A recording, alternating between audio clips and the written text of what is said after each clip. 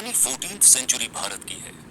दिल्ली के सुल्तान मोहम्मद बिन तुगलक ने दिल्ली सल्तनत को मदुराई तक एक्सपैंड कर दिया था, लेकिन उनकी कैपिटल को दौलताबाद शिफ्ट करने और टोकन करेंसी जैसी मिसगाइडेड पॉलिसीज सल्तनत के लिए भारी पड़ी और साउथ में सल्तनत का कंट्रोल कमजोर हो गया।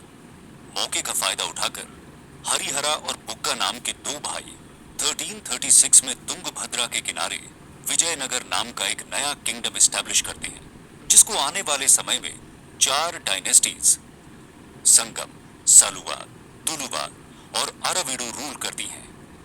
विजयनगर एम्पायर जब अपने चरम सीमा पर था, तब उसका एक्सटेंट नॉर्थ में कृष्णा तुंगभद्रा बेसिन से लेकर पूरे सदर्न पेनिनसुला तक था।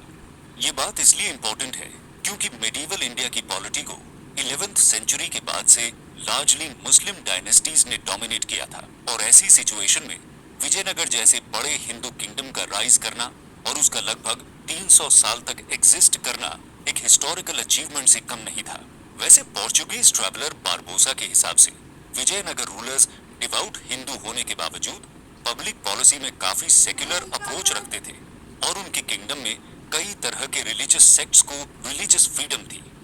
खैर, विजयनगर एम्पायर की कैपिटल ईस्टर्न कर्नाटका में लोकेटेड हम्पी थी, जो आज एक यूनेस्को वर्ल्ड हेरिटेज साइट है और अपने आर्किटेक्चरल ग्रैंड्योर के लिए फेमस है।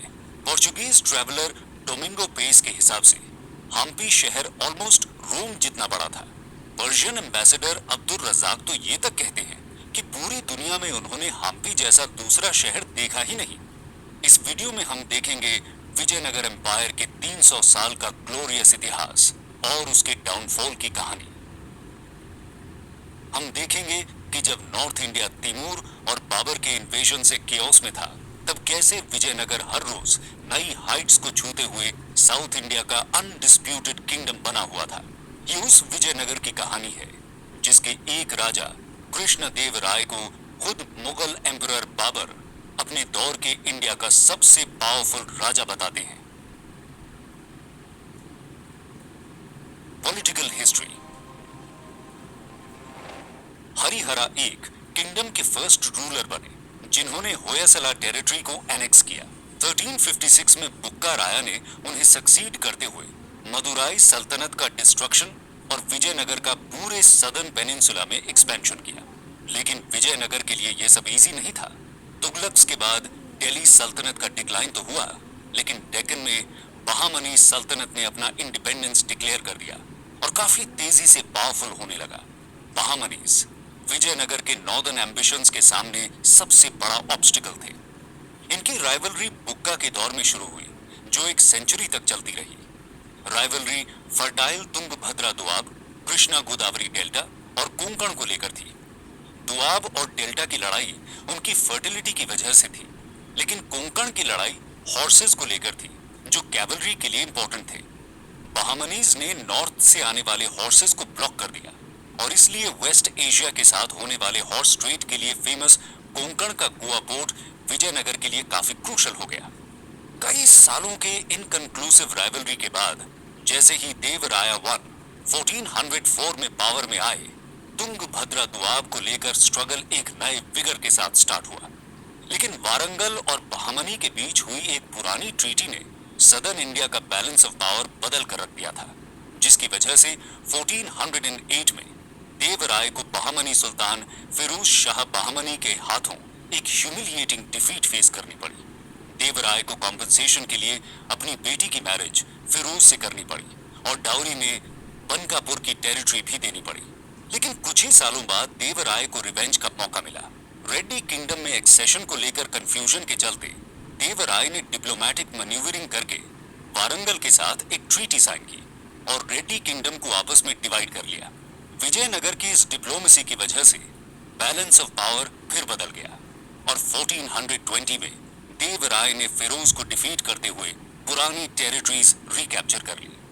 1425 में देवराय II पावर में आए, जो संगम डायनेस्टी के सबसे पावरफुल रूलर थे।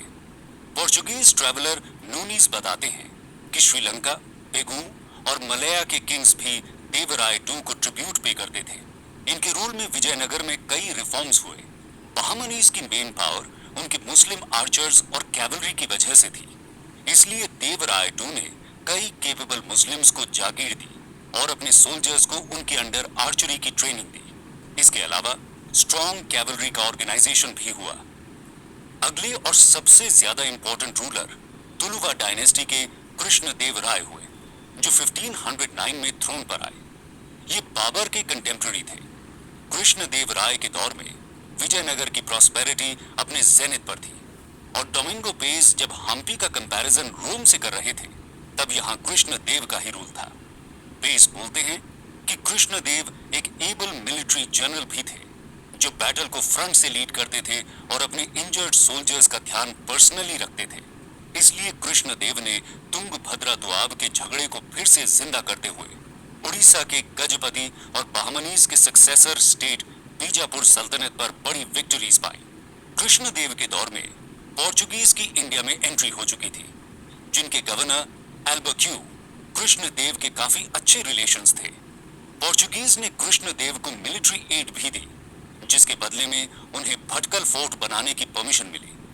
लेकिन हिस्टोरियंस का ओपिनियन है कि यह कृष्णदेव की सबसे बड़ी वीकनेस थी कि वो पोर्चुगीज डेंजर को अंडर एस्टिमेट करते रहे। कृष्णदेव की ग्रेटनेस के कई और रीजंस थे। उन्हें हिस्टोरियंस द ग्रेट बिल्डर भी बोलते हैं। उनके द्वारा कंस्ट्रक्टेड एक इनॉर्मस टैंक को डोमिंगो पेस अपनी book chronicle of the Vijayanagara kings में अ ग्रेट आर्किटेक्चरल वंडर कहते हैं। उनके रूल में विजयनगर टेम्पल आर्किटेक्चर भी अपने मेच्योर फेज में था, जब टावरिंग राय गोपुरम, श्रीसेलम टेम्पल कॉम्प्लेक्स के कुछ पार्ट्स, विरूपाक्षा टेम्पल का पिलर्ड हॉल एटसेट्रा का कंस्ट्रक्शन हुआ। राया गोपुरम विजयनगर का यूनिक इनोवेशन था और ये टेम्पल्स का रॉयल्टी गेटवे था। ये इतने मैग्निफिसेंट थे कि टेम्पल्स की मेन श्राइन्स उनके सामने बौनी लगने लगी थी। एकम बारंथा टेम्पल का 188 फीट टॉल सदर्न गोपुरम सबसे मैसिव है, जो कृष्णदेव ने ही बनवाया था।